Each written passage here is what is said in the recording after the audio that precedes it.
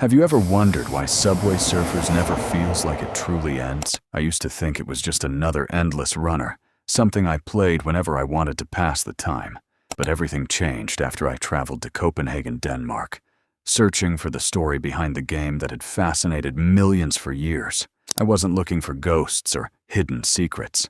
I only wanted to understand why this simple chase felt strangely familiar every time I played. Then I discovered an old notebook filled with sketches of train tracks, graffiti, and one sentence that refused to leave my mind. Some chases never end, because they were never meant to. At first, I laughed it off. But the deeper I looked, the more impossible details I found. And what I uncovered made me question whether Jake was only a game character, or someone trapped inside a story still waiting to be finished. After reading that notebook, I couldn't stop thinking about it. The next morning, I visited a quiet neighborhood in Copenhagen, where people said the original idea for Subway Surfers had first taken shape. It looked completely ordinary. Colorful walls, passing trains, and street art everywhere. But standing there, I felt something I couldn't explain. It was as if I had seen the place before, even though it was my first visit. An elderly graffiti artist noticed me staring at one particular wall. He smiled, then asked, "You're here because of the runner, aren't you?" Before I could answer, he walked away, leaving me with even more questions. The words echoed in my head for the rest of the day. Later that evening, I compared old screenshots of Subway Surfers with photos I had taken around the city. The similarities were impossible to ignore.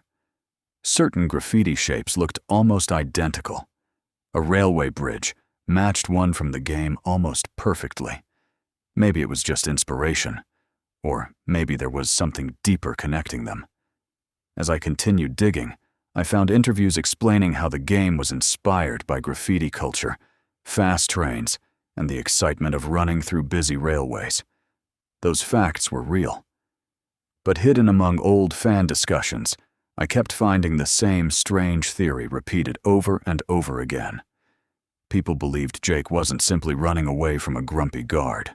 They believed he was trapped in an endless chase that restarted every time a player pressed the play button. Every crash wasn't the end. It was another beginning. The more I thought about it, the stranger the game became. The trains never reached a final station. The tracks stretched forever. Every city felt different, yet somehow exactly the same. It was like changing locations without ever escaping. That night, back in my hotel room, I opened Subway Surfers one more time. I promised myself I would play for only a few minutes. But as the familiar music started and Jake began running, I noticed something I had somehow ignored for years. For just a split second, a piece of graffiti appeared beside the tracks. It looked like a single word. "Run."